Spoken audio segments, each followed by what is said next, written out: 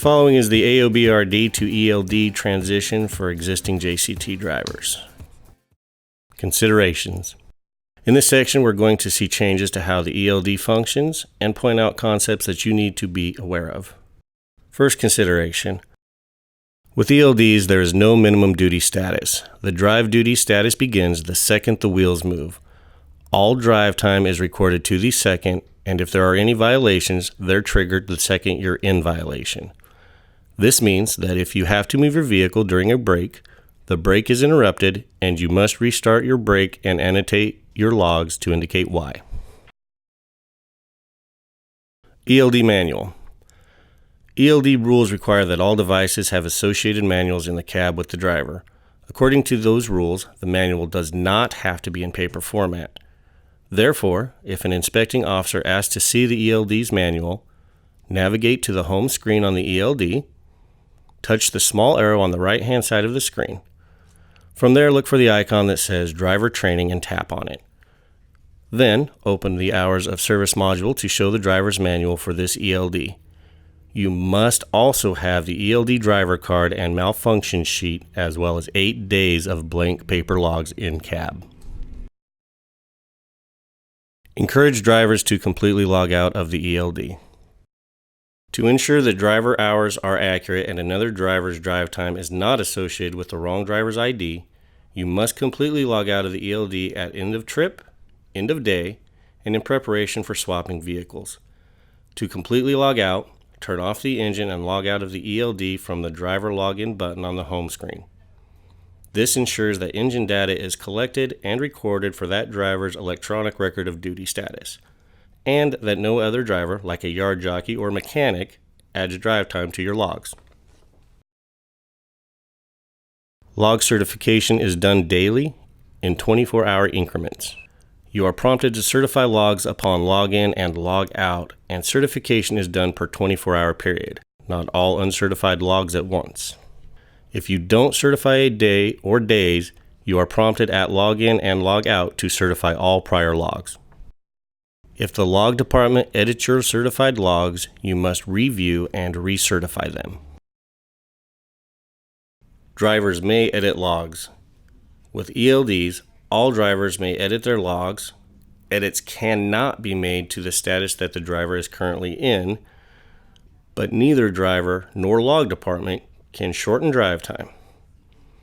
If you forgot to log out or remain active while another driver is driving, the log department must reassign that time to correct the logs. Be sure to log out when swapping vehicles or placing truck in shop. Ensure that you are logged in and the active driver before pulling away. Drivers review, then accept or reject carrier edits from an ELD. Carrier edits are not automatically applied to your logs, but instead you must review and accept or reject them from an ELD. Until you accept or reject the proposed change, they're shown as pending in the log department application. You must review, then accept or reject all carrier edits. When the log department edits your logs, this alert pops up and you'll have to review, then accept or reject their changes. If you reject the edit, you must provide a reason why. Be sure to closely review the proposed change since it affects your logs of record. When you see the pop-up, tap Review Carrier Edits, then reject or confirm before you enter a comment and save.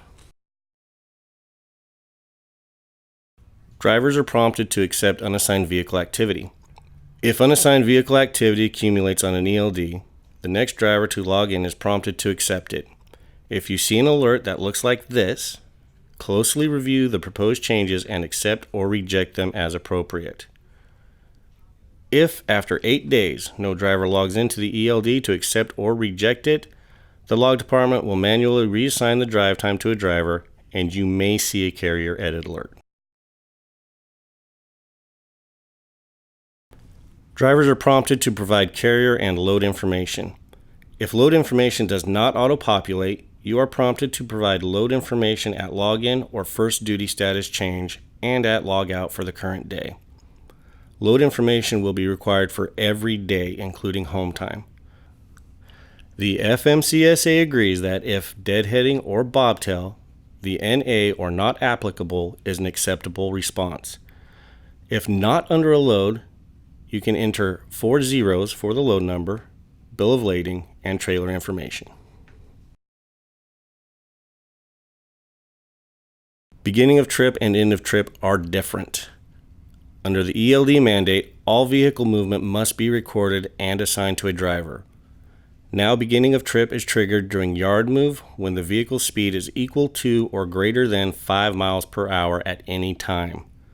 If the wheels turn for any reason, you are bumped into a driving status, possibly affecting rest brakes. If you are required to move during a rest break, you must restart your brake and annotate your log to indicate why the brake was interrupted. The end of trip threshold is triggered after 5 minutes of no movement, and you are presented with a pop-up asking, "Vehicle stopped for 5 minutes, switch to on duty?" If you respond, yes, you are going to be put into on duty and the activity is recorded as the time when the wheels stopped moving. If you respond no, you remain in the drive. If you don't respond, after 1 additional minute, you are transitioned to on-duty status and the activity is reported as the time when the wheels stopped moving 6 minutes ago. Drivers select a duty status upon login and log out. In addition to requiring a duty status, you are prompted to certify your logs and enter any missing load or carrier information. Drivers cannot select drive as a duty status. The drive duty status is automatically set when the wheels move and the drive time is associated with the active driver. This duty status cannot be manually selected and is recorded in your logs the second movement starts.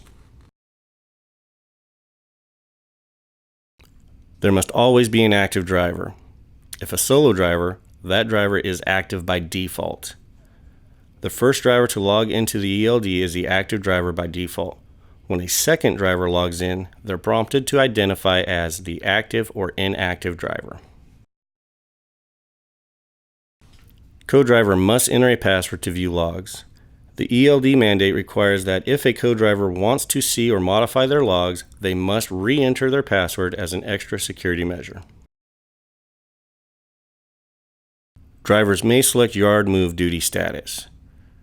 Yard move is selectable only when the ignition is on. Your company allows you to record drive time that takes place in a private yard without public access as a yard move. The ELD records it without mileage or time limit. You manually select this duty status and end the duty status by selecting another duty status, shutting off the in-cab unit, or when the 5 mile per hour speed threshold is met. You'll see this yard move time on the on-duty line and does not add drive time since it's an on-duty status.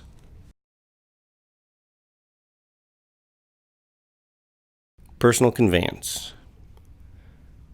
You may be alerted when you near a company-defined personal conveyance limit. Our limits are 2 hours or 120 miles in a 24-hour period. You are not automatically moved into the drive duty status if that threshold is exceeded. You must select a different duty status or shut off the engine and properly respond to the prompt. There are new sensor and malfunction alerts. Your ELD cab card lists these new sensor and malfunction alerts.